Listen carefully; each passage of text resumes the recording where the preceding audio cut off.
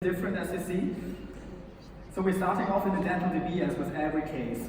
And Michael already explained it to you. We aim to design a partial framework in the end. So we have all of the posterior teeth sent to partial framework. This will act as a kind of dummy, a placeholder for the acrylic teeth in the end. On the two canines, where we will have the attachments and the milled linguals, we use telescopic crowns. On the teeth 1, 2 and 2, 2, we just have normal reduced pontics. The same on tooth 1, 1, it's just a reduced crown. But on tooth 2, 1, we have a custom abutment up here. And also for every tooth we have activated the pre-op model. So for start, I'm just going to switch to the design. You see we're already using the Matera version for this. But the workflow itself works the same in the Valletta version already, or in the 2016 version. You can do this. Most of the features that are integrated there, you can use them the same way. So you can see here we have our antagonist, our pre-op model, which is all prosthesis of the patient, and our scan abutment. And the first step is to correct the position of the pre-op model. You can do this by just dragging it around, trying to position it by hand. But normally you will try to use the automatic function for this. And since we have two healthy teeth here, I can just set points on the same positions for the pre-op model and the healthy teeth. Say, perform alignment, activate the best fit matching, and it fits. So for the next step, we have the virtual articulator, and I'm going to use that as well. For that, I think I'm going to hide the scan abutment and start a virtual articulator.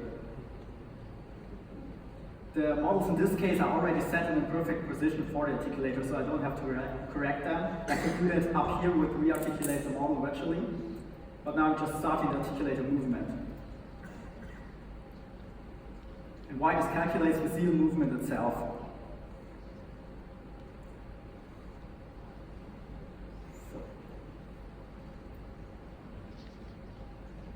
We really recommend you using the virtual articulator in every case where you have many teeth to replace, so the movement of the patient will be same in the virtual world as in the real world as in your articulator in between.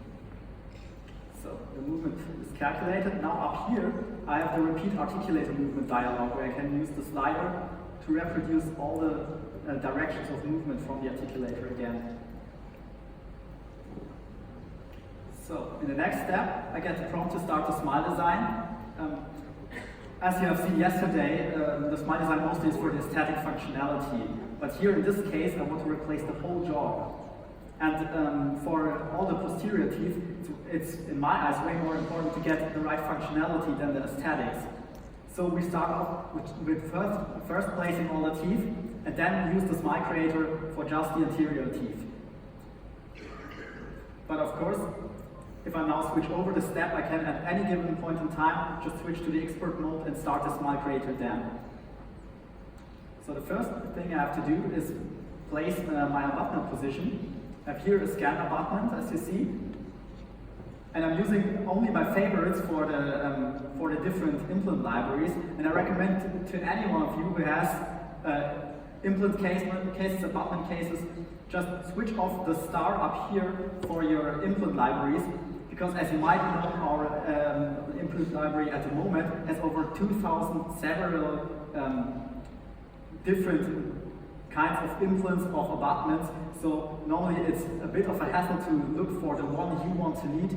So if you already know, we're only using 5 or 10 different ones, set them as your favorites, and it's way faster that way. So I'm just pressing on one point on the scan abutment and pick the best fit matching, and you can see it fits perfectly. Actually, if I press the control button while pressing the best fit matching, I even get the colorization, how well the fit is. So now I have to draw the emergence profile for the abutment, and normally for anterior teeth, this is a really important step, because you want to have an emergence profile that's very deep in the gingiva, so you don't see the abutment itself. But this is only the first step of setting the raw position of the emergence profile. Later on there will be another step where I can design the whole shape of the abutment bottom. So for now, it's enough to just set a really crude approximation of what you will your abutment to look like later on. So now I'm setting the margin lines for the individual crowns, and as you see, the margin lines are already set. We do this for all our demo cases, and you can do this yourself if you use the model creator for that, because the model creator also gives you the function for every crown you set to set a margin line, and this gets saved, and you can reuse the same margin lines in your construction. So once you use the model creator in a job, the margin lines are already there, so you can create your own demo cases like that, or training cases, in case that you have very many dies and don't want to do this every time you show this case to someone. This is a really easy way to forego this step. So for the crown bottoms, normally I would leave the normal parameters. I guess most of you already have parameters that you are familiar with and love to use. A small trick I like to show, because there's very narrow dies here. And you see the milling compensation, especially here, is also on the labial side. And normally you would want to have this as thin as possible for the veneering later on. And I actually like to add another zone of gap, pull this up to the maximum, and just draw it. I have to click the button first. Just draw it here on the late side of the dies.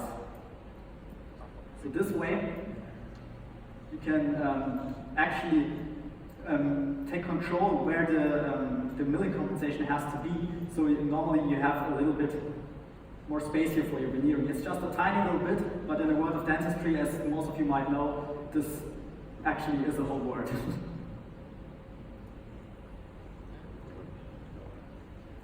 So now I get the option to just copy teeth from our pre-op model, which is an old prosthesis. But I'm not going to do that, because we want to use the smile creator and use our own tooth libraries for this case, so I'm just skipping over it. Here are the teeth. I'm just switching off the true smile for that. And I'm actually going to use the pre-op model for orientation of which tooth library I will take for this case. Because you see those are really triangular teeth with really prominent canines. And I'm loading a custom model tooth by just clicking anywhere on the screen. And I get the option to choose another library, and I'm taking for this case the alternative library, because as you can see it has really edgy canines. They are really long, and it has a very triangular form as well. So just gonna activate that. And now, as you might know, we have entered some new hotkeys in the Matera version. Obviously still there in the Matera version. So when I press Shift and P, I can just activate the transparency of, in this case, the pre-op model. If you're ever wondering which key corresponds to which model, we have on one hand those mouse pads you may have seen already. On the other hand, you can just go over here and look at the tooltip and see there it says hotkey P for pre-op in that case. So to place the teeth, I'm going to use the chain mode. Has anybody here ever used the chain mode? Because it's one of those features you have to get into, and then you start loving it, but there's first a small hurdle of getting how it works, because it works a bit different than the singular tooth placement. But placing all of those teeth now will take like 15 minutes, and I don't think you want to see that. So the chain mode works in that way that all the teeth are moving in unison, and you can activate or deactivate those red dots here for them to be part of the chain or not. And the trick is to first just place one of the molars. I'm just taking this one here, placing it where I want it to be, and ignore all the other teeth for that. Then I deactivate the movement of this disc here, and now I place the other molar, and you see it works in a chain. They never lose their contacts to each other. So if this molar is placed like this, remember it was adjusted for dummies for the partial framework later, so the placement doesn't have to be perfect. So now that both of the molars are locked, I start working on one of the canines. And you see it starts getting visibly a bit harder to move it around. Still, I'm placing the canine, scaling it a little bit, and lock this as well. And now the last canine, you might see, really fights back when I try to move it, because it's a really short area I try to move, but I can lock it as well and still move it around, and now only the other teeth get scaled, and this stays always the same. I place this and scale it like in a normal single positioning, and now I'm just placing all the posterior teeth as well. For all the anteriors, I'm later using the smile creator. You see the contact points here, they are activated as dynamic. Because I use the virtual articulator, I can activate it, and so I see contact points for every kind of movement the virtual articulator could make in that instance. I can really orient myself. Because as you might see, actually there's no contact to the antagonist now, but there will be if I move the antagonist. So for now, I think this is okay. The anteriors still look bad, to be honest, but for this, I'm going to switch to the smile creator now. And I'm just switching to expert mode first, and in tools, I can actually select it at any point in time, as I told you. And now the smile creator starts. It's its own little wizard with all the steps guiding you through the process of doing that. The first thing to do would be loading a retracted image. This button here just gives me the option to load an image from my computer. The button next to it actually activates the webcam, and I could take a picture right now. But I always scare myself when I try that, so I'm not going to do that now. As well as I'm not the patient, so I'm just using a retracted image from our patient. Now I have to draw some corresponding points at the 3D model and at the picture. You've seen this process yesterday. And a small tip is, the further apart those 2 points are, the better the picture will match the model in the end. I can still drag those points around if I ever make a mistake, click by accident anywhere else. And if I've done that, I'm pressing next, and now you see the overlay, the model behind the grayed out picture. It's a bit hard to see, you have to learn to get a view for that actually, but it's after 2 or 3 times I think everybody really gets it. You see the grayed out image moving when I move those points around, and I'm just trying to place them in a way that both of the canines are perfectly overlapping. But you already see here in the sides how the pre-op model is way lower than the teeth in the photo. And on the right click, I can actually rotate the model, because in this case, the jaw is tilted in a direction. And you see here, now it's aligning a little bit better than before. I can still move those points around for those perfectionist fields. And if I'm happy with the outcome, I'm just pressing next. And now I'll load a smile image of my patient. And you see here how the model aligns to the patient and how tilted it is actually. So with the smile image, now I can align this to the retracted image. The retracted image is a bit of, you can understand it as a bit of a middle step between just helping you aligning the smile image with the models themselves. You still will use the retracted image in the workflow. And as Waldo told you yesterday, you can actually load way more pictures than those two. Those two are just the minimum amount of pictures you would need for a good smile design. Here again, I'm choosing 2 points. In this case, I already see that the canine is hidden behind the lip. So I'm choosing a point a little bit more in the middle. And now I'll align those 2 photos. And you already can see that the teeth are aligned perfectly, but the further you zoom out, you see that the photos were tilted a bit, so the eyes aren't overlapping perfectly. Now I have to draw a lip line around the mouth. At that moment, I would actually like to thank Paul for his beautiful smile for this case, because he has not the normalest of lip lines, to be honest, and I don't mean that in a rude way, because it's really fun to work on a case that's not the complete standard case where you just you really see why you need smile design for some cases, because in a completely normal generic case for demonstrations, you wouldn't even need smile design because you can just place the teeth perfectly by hand.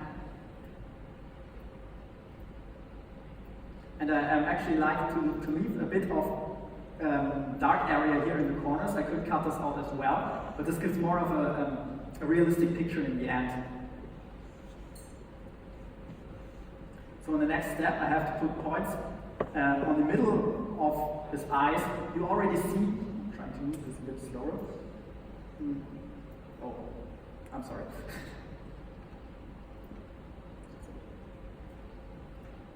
That was a good case, yeah, really great work for me. Yeah, as you've seen, I clicked on the picture on the wrong point and then didn't delete the point, but just kept clicking, and that was the mistake. But in this way, it might not work yet. So you see all those steps again. Maybe now you understand what I'm doing a little bit better.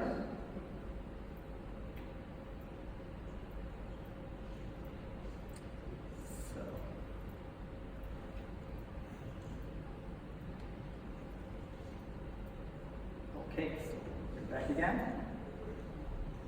So I'm clicking on the patient's eyes, mostly in the middle of them. This will place our helper lines. You've seen it yesterday. You will see down here already our model teeth in an outline rendering. Those are actually model teeth. For now, I'm hiding them because I want to place those helper lines. And you see here, there's a ratio helper line like this. This is always a golden ratio. I can move this around. I could tilt it if I needed to. I can actually choose another ratio for this case because those are very narrow teeth. I'm choosing the narrowest one and trying to match it as good as possible.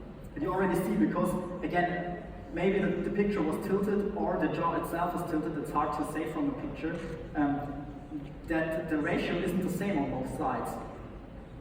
And this is one of those cases where smile design really comes in handy, because then you have a possibility to redesign a bridge in an aesthetic way which matches the patient. You would never design a bridge like that, as you might see in the next steps, if you didn't use the smile design.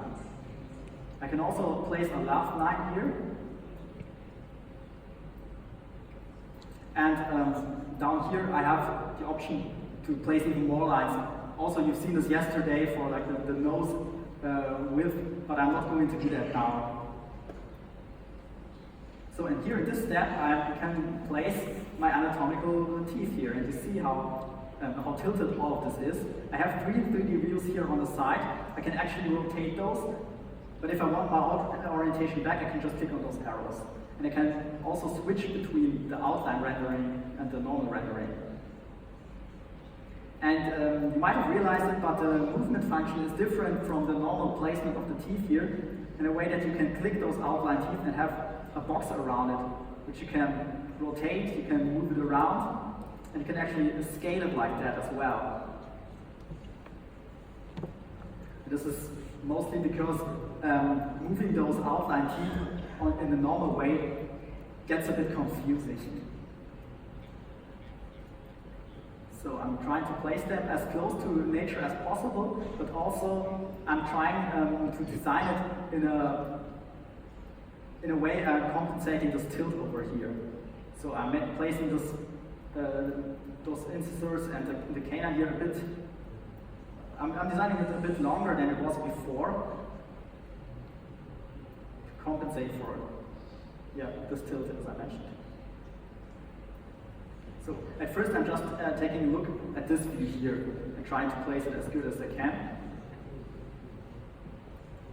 Now when I think, okay, this is for now close enough, I'm taking a look at those 3D views and can change them here as well. And you see it moves in all of them at the same time. And now I can actually try to rotate the teeth in a way so you get the sharp edges from the canines, for instance.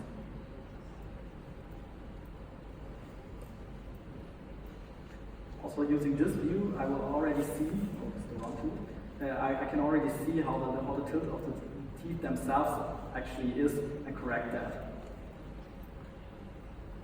And here I have actually two views, so I can using both sides.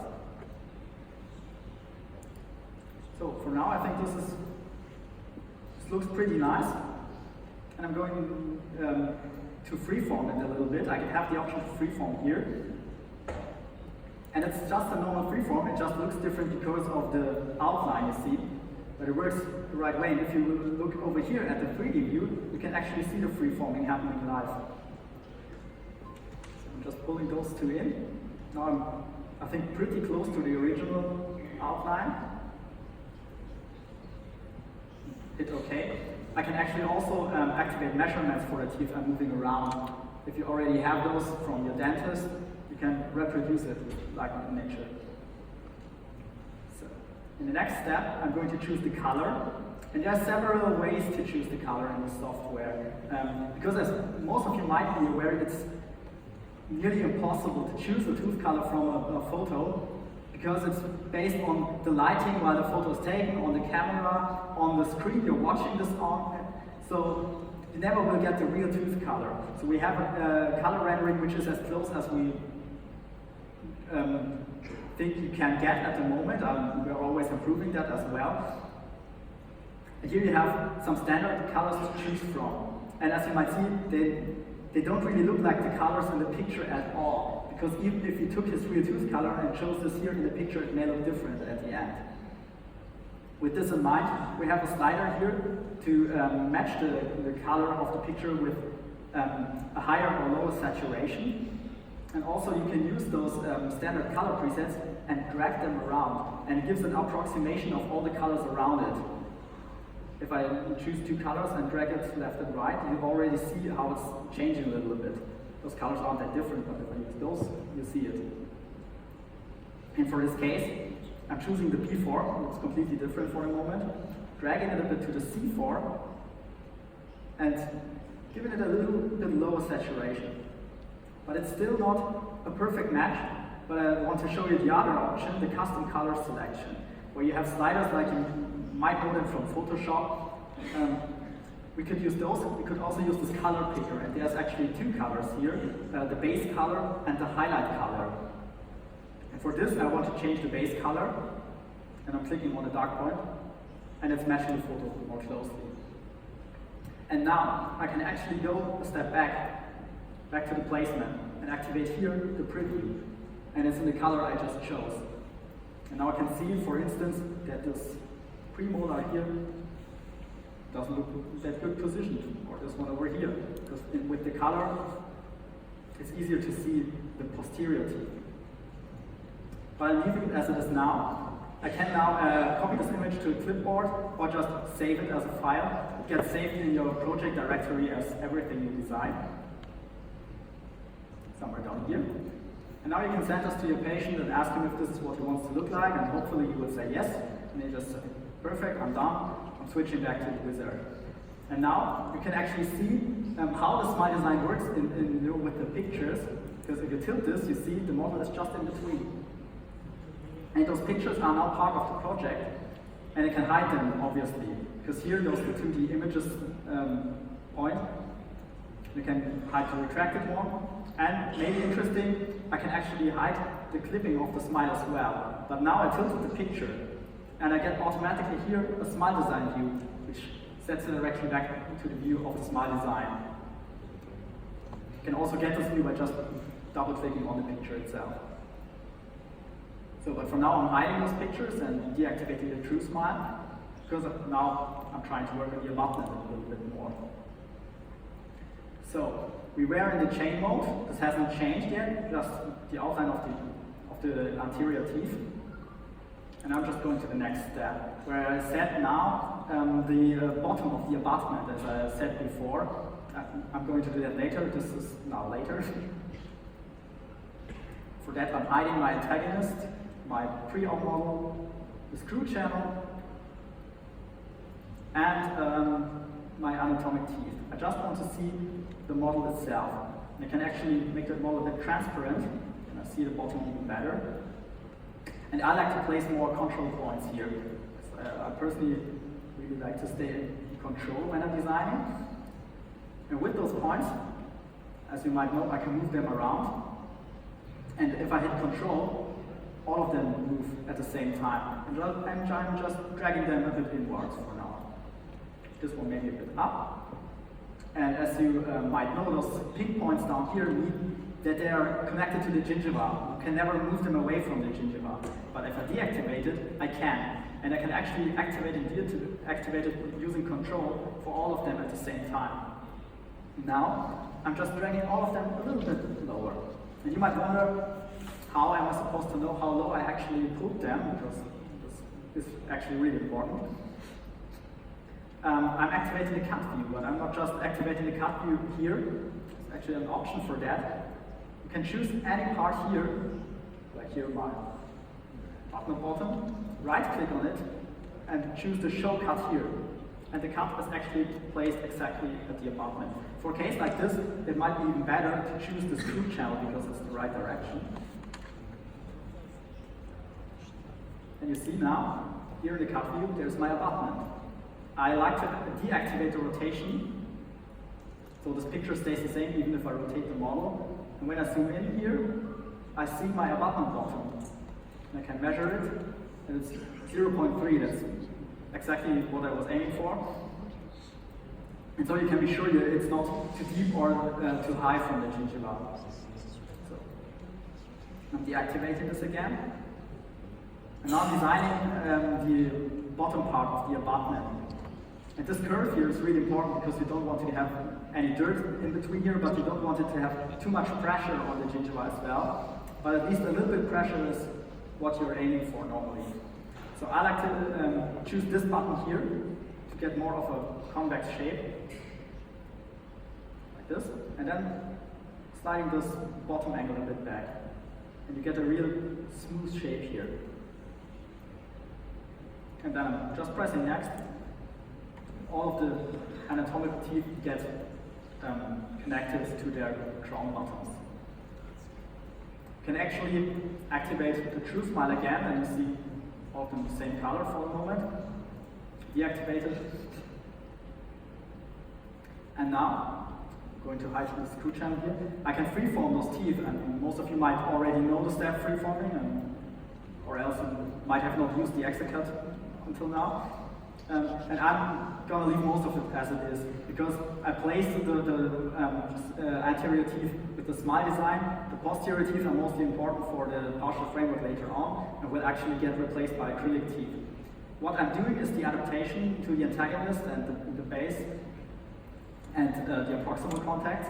And I can do this by just hitting here, cut all intersections. And since I use the virtual articulator, it automatically uses the dynamic intersection cutting for the occlusal side. So you see now here, all the contacts have been cut. I can actually activate this button by just hitting Ctrl and X. And in the same way, I can hit Ctrl and space for the next step as well. So now I can adapt the teeth to the pre-op model. I'm not going to do that in that case again. And now there's the insertion direction for my abutment. And you would want to have your abutment in the kind of same insertion direction as the rest of the bridge, but in a direction pointing to the incisal edge of the teeth. So you can actually design a really long abutment if you want to. There's space for that there. So this is a good direction. And now I'm designing the upper part of the abutment. I'm just turning this around. So I actually got told that I tend to turn the models quite frequently and really fast, so if any one of you gets sick, you might want to ask for a bag or something, but I'm trying to slow down. So I'm normally start moving all the control points completely to the outside, and as always, add some more of them. And here on the back side as well. So now I can actually design a bit of an edge here. I can take my antagonist in consideration and see if there's enough space for it. And it is, even more than here. But I'm pulling down those control points here, so I have nearly the same length as the other dies. And now the points in the front, I try to push a bit inwards, but they're already at the limit. But this looks okay. Because now in the next step I can actually freeform this abutment as well. And here, in a case like this, I like to add some material here. And in the freeform function there's also Alt keys, so I can just press button 1 and the add remove function is already activated. And then just adding here some material. To get a normal filled out abutment, I can actually activate the screw channel to see where it's actually important, because the screw channel will be cut out in the end. Here there's a bit of a smoother body for this abutment. And I can actually smooth it here as well, so it gets a little bit thinner. But for things like that, I have to know which material I'm using and not risking that the abutment might break in the end. So be cautious with that. So now I'm going to the next step, which is the telescope insertion direction. Because the linguals we're designing are based on the primary telescopes, the German crowns, as they say in all other countries but Germany.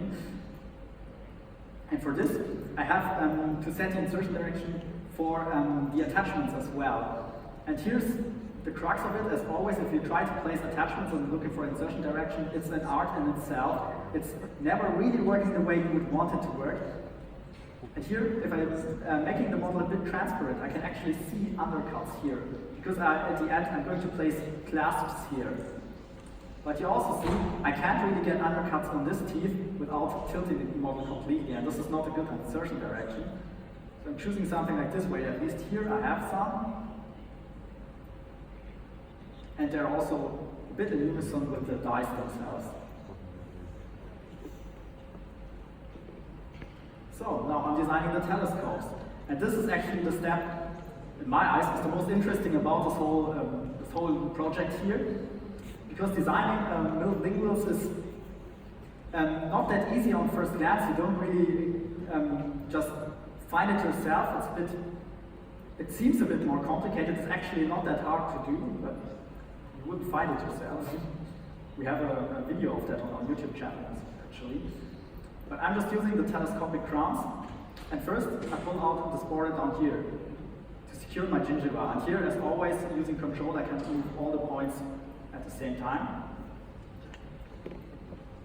And now, this will actually be the lower shoulder of the middle lingual. Now I'm pulling out some points here, 2 of them actually, to get a bit of a parallel or a plane surface here where I can place my attachment at the end. And the lower shoulder will not be here at this point. So now I'm trying to get all of those points here on approximately the same height. You may see why later. Because now I'm taking all the upper control points, pull them out as far as I can, pull them down, up again, and a little bit inward. And so they're all at the same position regarding the lower control curve, or middle control curve. And you may, if you ever design telescopes using this module, have seen those weird yellow and green buttons and maybe already hit them by accident and wondered why everything looks different now. Those actually show what kind of surface the area between 4 points actually is. The green one is the parallel surface, the yellow one is just a conical surface.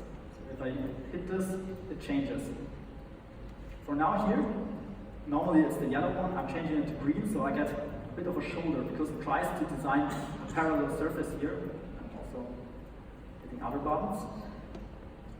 If I pull this up, you see the parallel surface. But for a shoulder, this is enough. Now I'm trying to get this really plain.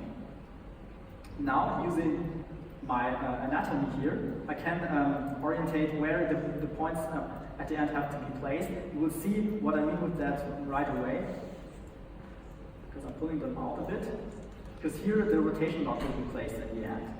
For that I need a bit of space here. You can actually always activate more points if you need those for more control. And now that this is so far finished, I activate those points to switch them to anatomical shapes.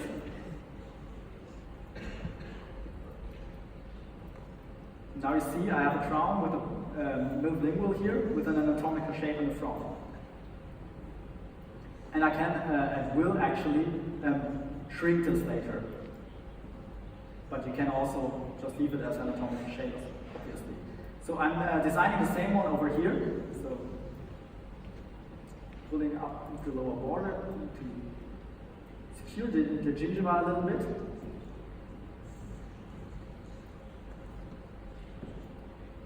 Then I'm designing here a plane surface for the attachment.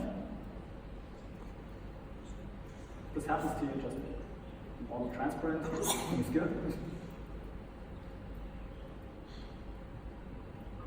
So now I'm trying to position the points mostly at the same plane, especially the ones on the lingual side. The other ones actually don't matter, just do it out of habit. And now, again, I pull those points outward, downward, upward, inward, and switch it to parallel. And I have my shoulder. Here a little bit more space. At another point, correct this.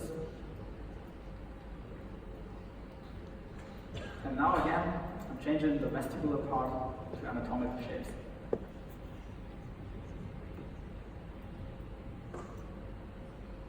Okay. That's with that for now. I can actually pull this even out more if I want to. Sometimes, in some cases, it's necessary, in others, it's not. And now, I'm just going to the next step. This is it for now, for the linguals. Because now I can actually freeform, like in all the telescopic crowns, I could now freeform it, but only the anatomical parts and the ones up here in between the upper curve are activated for smoothing, so I can't smooth the parallel surface. But there's nothing I want to do here now, so I'm just going to the next step. And now the construction is finished, and you might wonder that's not it. There's something missing. Delete both files. This is just the abutment, because the bridge on top of the abutment is a superstructure, obviously. And maybe you would want to first mill the abutment, scan it again, and then design a superstructure. But we're doing this right now because you can actually do it all on one sitting. It's generating a crown bottom for the abutment as well. I could change this now or leave it as it is.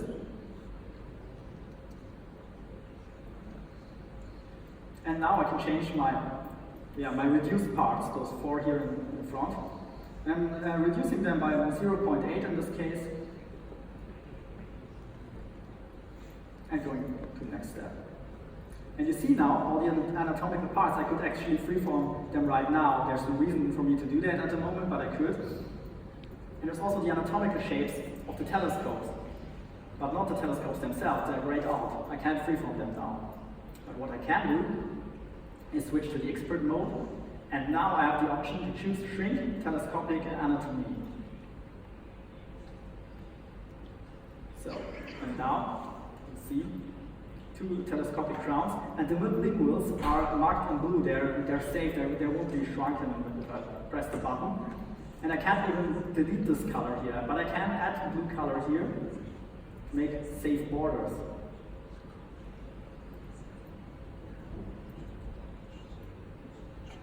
How much of that you want to color may actually be based on your milling machine. And it's just like that for a small gap. So then at the end there will be metal. The veneering will start here at a yellow color. The same here. As many of you might be aware, if you press the shift button and scroll the mouse wheel, the size of the brush actually changes, which is really useful in those cases.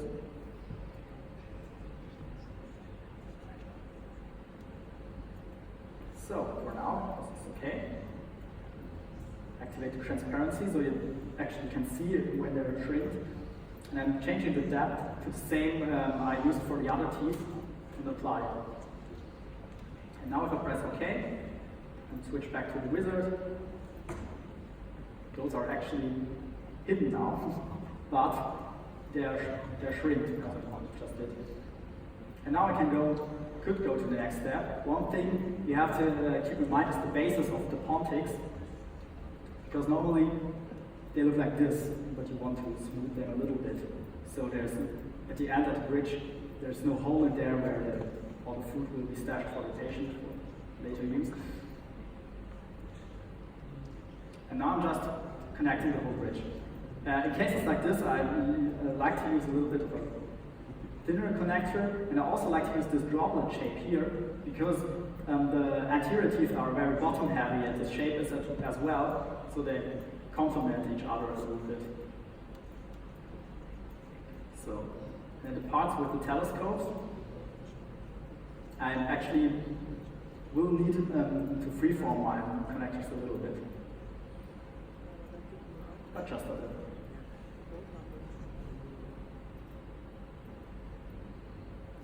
Okay.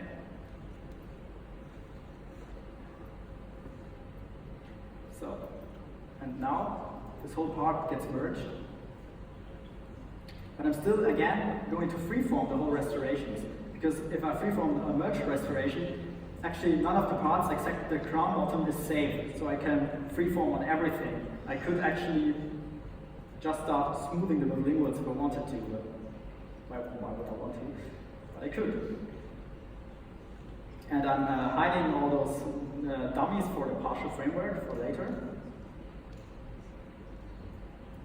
Because in this step as well, I can add attachments, and this is what we wanted, right? It says so right on the title card. I'm going to place some attachments here. So, in the attachment library, the first one is the generic attachment, which actually is the Prezi-Vertex attachment. You can just click here, and it normally gets placed parallelized already to the insertion direction of the primary telescope. So it is parallel to the midlingual already. If I ever think, well, I'm going to tilt this in any way or place it wrong, I can right-click on it and parallelize it to any other part if I want to. So, just place this here and activate the cut on gingiva. Yes. I'm doing the same one over here.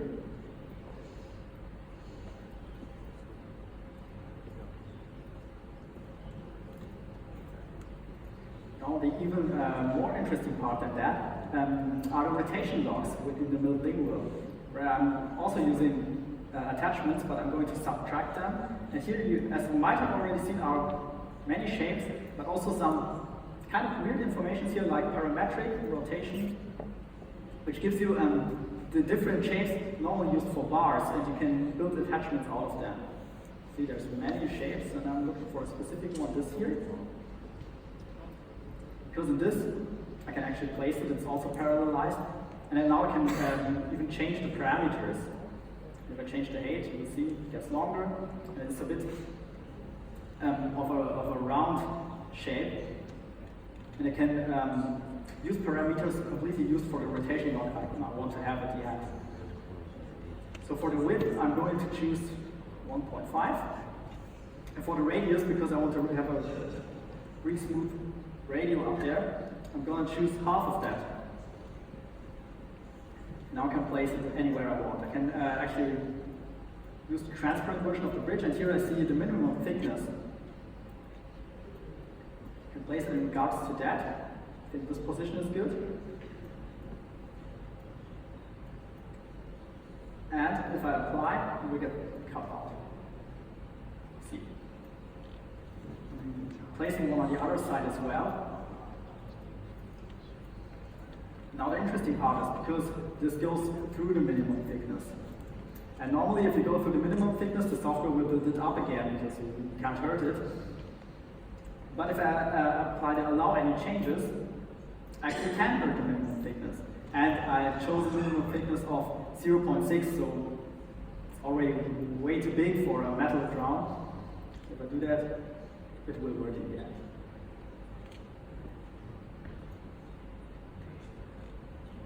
But it takes a bit longer than you used to. Oh, it will not work in the end. Okay, I'm placing it again.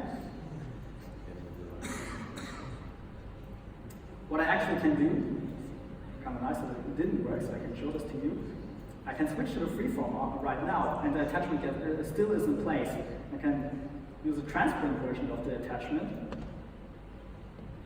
and start freeforming here as well. If I see here this area doesn't look how I want it to look, I can actually apply a kind of safety border here and delete this one up here because I don't want it. And I can switch back to the attachment step. Instead, I can pull it around. So now this works. So I can still freeform this now. And for this, I recommend using the visual property of the flat shading, where you see all the triangles of the STL. And here, using smoothing and pressing control, I can smooth this border here without hurting it too much, as you see. Which will make it easier to insert the attachments in the end for the patient. So here as well. And that's that. And I think I'm going to leave it at that.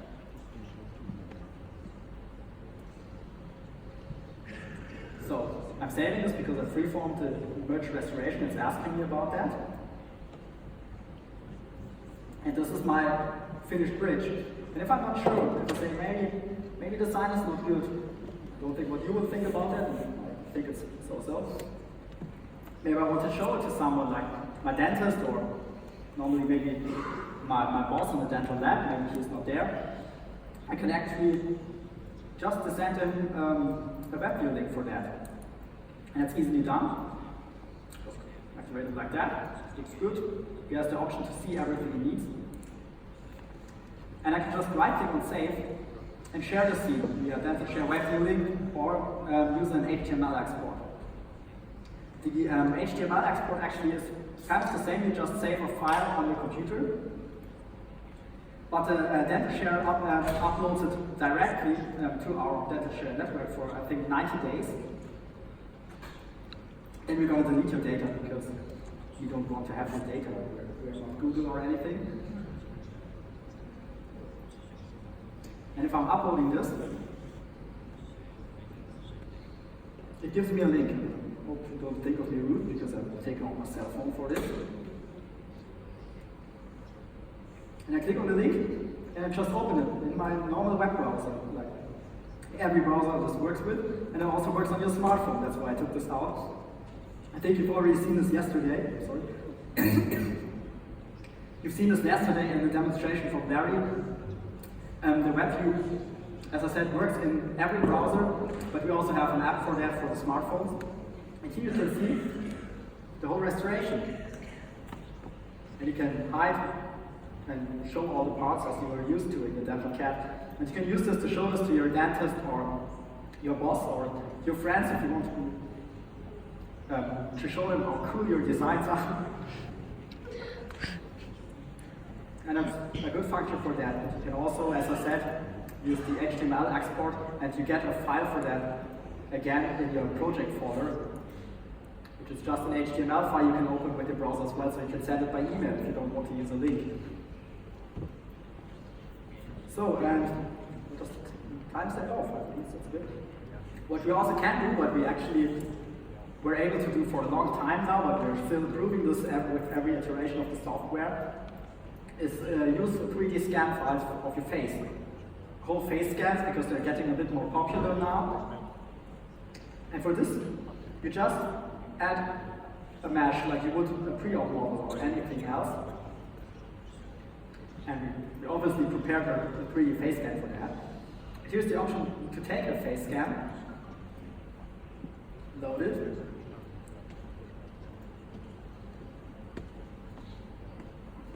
so, and here it is.